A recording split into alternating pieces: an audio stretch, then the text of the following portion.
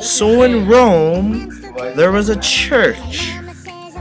The church were the leaders of Rome. The church had the power over all.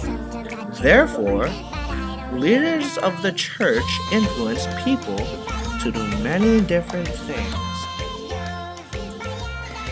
Then there was a priest. His name was Martin Luther.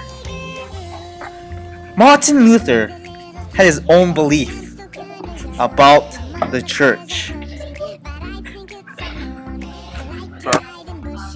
Luther wrote a letter about his belief to the people, which led to Renaissance.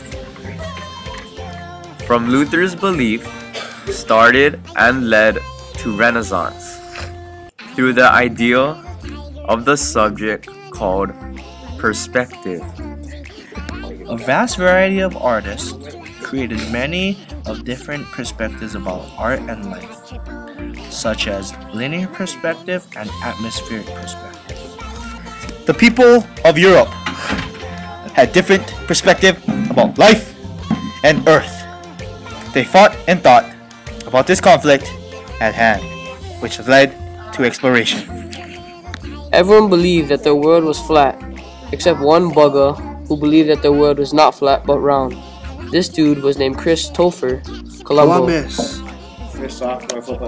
Christopher Columbus explored on his very first journey to go find India in 1502. From there, he discovered new land and indigenous people, parentheses Indians, which led to cultural revolution. There were new beliefs and new people, which made the Europeans have different ways and different perspectives of their way of thinking.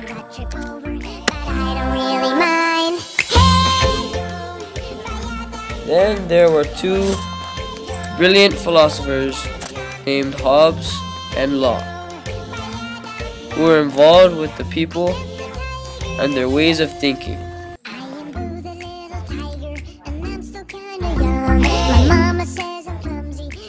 The people who had natural rights thought of different ways of thinking other than the church's rules, which led to new ways of thinking.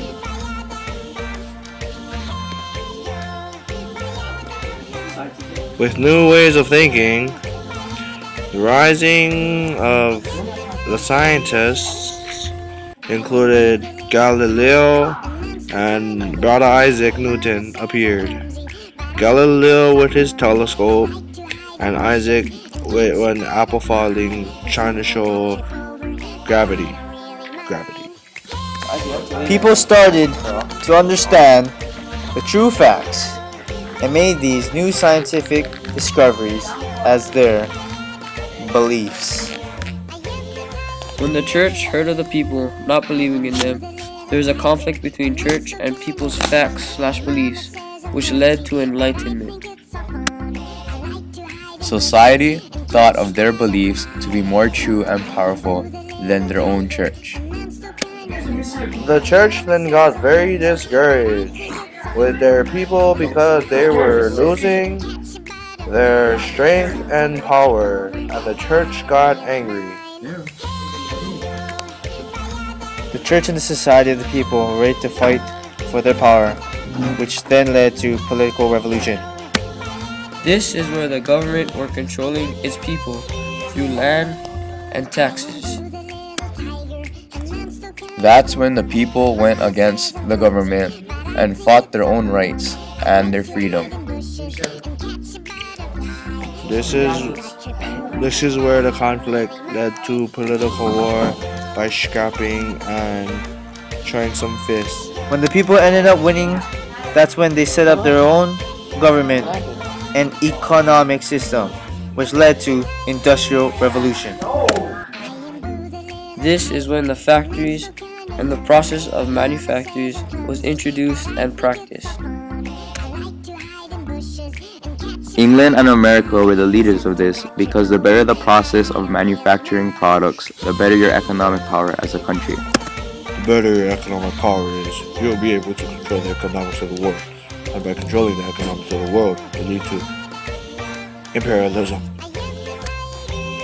From Reformation to imperialism, it impacted the indigenous people. The indigenous population decreased and migration took place on their native lands.